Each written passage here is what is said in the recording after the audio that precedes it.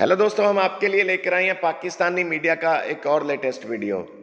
दोस्तों, भारत के home minister Amit Shah साहब के बयान के बाद, अमित शाह साहब की धमकी के बाद अब भारत के NSA national security adviser Ajit Doval साहब ने एक बयान दिया है, एक स्टेटमेंट दी है, जिसमें उन्होंने कहा है कि राम मंदिर और 370 के फैसले की तरह ही नरेंद्र मोदी साहब ने ये फैसला कर लिया है कि चीन और पाकिस्तान पर कब हमले किए जाएंगे। दोस्तों, डोवाल साहब ने कहा है कि जहां से भारत को खतरा महसूस होगा, भारत वहीं पर हमला करेगा।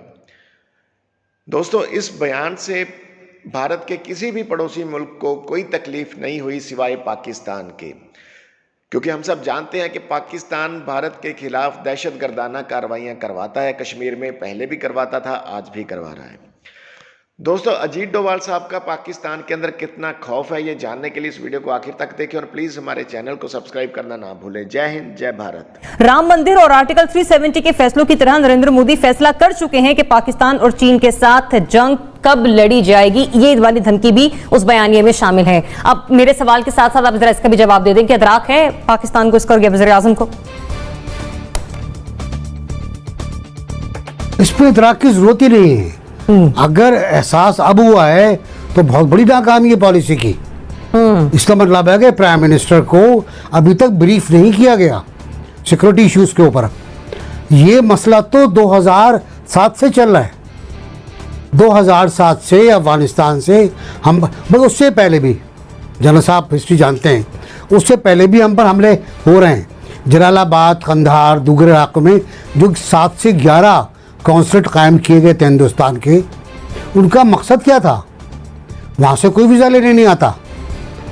बहुत कम लोग वहाँ से वीज़ा लेते हैं। वहाँ से वीज़ा मिलता था हिंदुस्तान के एजेंटों को कि तुम सरहद पार जाओ, जाके वहाँ धमाके करो। चुनाचे हमारा फूलों का शहर पेशावर, हमारा कराची, ये तबाह हो गए धमाकों से।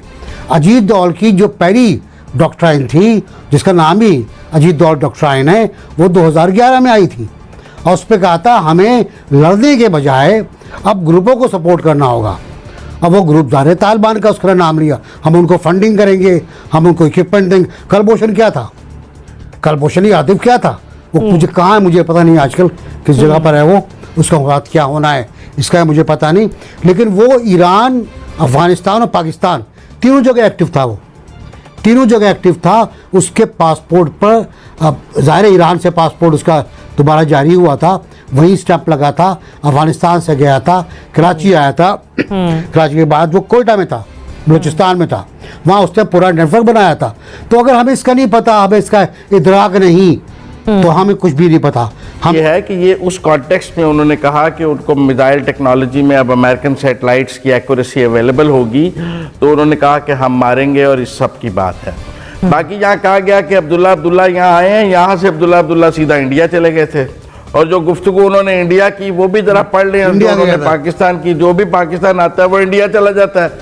तो अब सूरत हाल ये है कि हमें अपनी फॉरेन पॉलिसी को एवेल्युएट करना पड़ेगा कि एक तरफ तो हम अमेरिका के लिए अफगानिस्तान में बहुत काम कर रहे हैं, और दूसरी तरफ 10 सितंबर का यूएस और इंडिया का जॉइंट कम्युनिक पढ़ लें, और ये बीका का जो वो कल एग्रीमेंट करने जा रहे हैं वो पढ़ लें, और हमारी अपनी फॉरेन पॉलिसी को देख लें तो हम कहाँ खड़े हैं। फिर हम गिला करते हैं कि अफगानिस्तान हमारे खिलाफ यूज हो रहा है। मुझे तो लगता है उन्होंने फिर अफगानिस्तान जो है वो इंडिया को ही दे देना है, अमेरिकन ने, और फिर हमारे खिलाफ हो जाना है। और हमने जो इतनी एफर्ट की है, इस सारे का कोई नतीजा आता तो मुझे नजर नहीं आ रहा। सिक्योरिटी पर्सपेक्टिव है इसमें इन्वॉल्व, और मेरे ख्याल है ये कहना कि क्या हमें इसका इदराक है या नहीं है, it's a misnomer, because 40 years से हम यही कुछ इसी का इदराक है, तो वो कुछ जियो स्ट्रेटेजिकली और जियो पोलिटिकली इस रीजन में कर रहे हैं, जो कि आपके सामने है। कराची को सक्सेसफुली मैनेज करना, बलूचिस्तान में आप फेजेस देखते हैं, बिल्कुल अमन हो जाता है, उसके बाद फिर एक सर्ज आती है,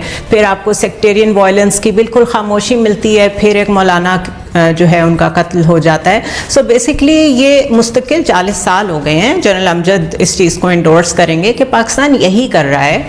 जो प्राइम मिनिस्टर ने कहा है कि इसका खदशा है, that is because of the new India doctrine, जो आज जिसकी बात होती रही है इंडियन मीडिया पे भी, कि वो जो नई डॉक्ट्रीन है उनकी, उसमें उन्होंने कहा है कि we are going to be not on the defensive footage now.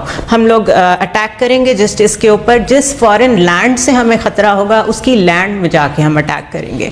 तो ये कोई नई बात नहीं है हमारे लिए। और इंडिया करता क्या रहा है, कश्मीर में चला गया, लद्दाख में चला गया, उधर सियाचिन में चला गया, यहाँ भी उनकी यही कोशिश है गिलगित बल्तिस्तान में आ जाएं। तो this is not something surprising, this is not something new. हम ऑलरेडी इसी को हैंडल कर रहे हैं। अफगानिस्तान की तरफ से भारत उसको इस्तेमाल करता रहा है और मुस्तकिल भी ज़मीन इस्तेमाल कर सकता है वो खर्चा, क्योंकि ये जो अदराक की आप बात कर रहे हैं ना, क्योंकि मैं नेशनल सिक्योरिटी और फॉरेन पॉलिसी को मतलब 9/11 के बाद बहुत एक्सटेंसिवली कवर करता रहा हूँ। और अभी भी जो भी हमारे मुज़ाकरात अमरीकियों के साथ होते थे या अभी भी अफगानिस्तान के साथ होते हैं, उनका ज़ाहिर है कि अपना एजेंडा है।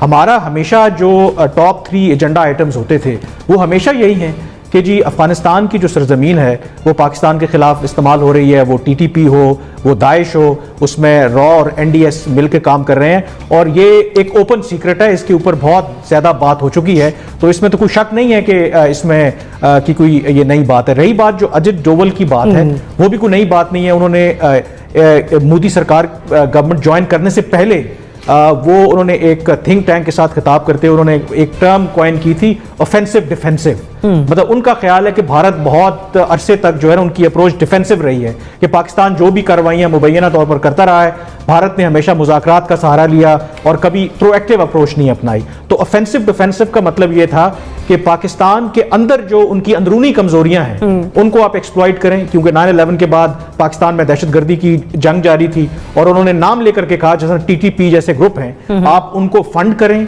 आप उन पर पैसा लगाएं, आप उनको असलिया दें, ताकि पाकिस्तान जो है वो अपने अंदरूनी मसाइल में जब उलझा रहेगा तो ना तो वो कश्मीर की तरफ देखेगा, ना भारत के जो मसाइल है उनकी तरफ तवज्जो देगा। अगर आपके CPEC को नाकाम करता है, जो कि जिसके लिए उसको अफगानिस्तान से काम करने की जरूरत है या ईरान से करने की जरूरत है, वो कर रहे हैं, तो आप देखेंगे कि आपका CPEC या डिले होगा या आप देखिए कि वो हो सकता है उसमें वो पेशरफ्त ना हो जो होनी चाहिए, उसके वो प्रोजेक्ट ना लग सके जो आप लगाना चाहते हैं, वो पोर्ट आपकी इतनी इफेक्टिवली काम ना कर सके जो आप चाहते हैं।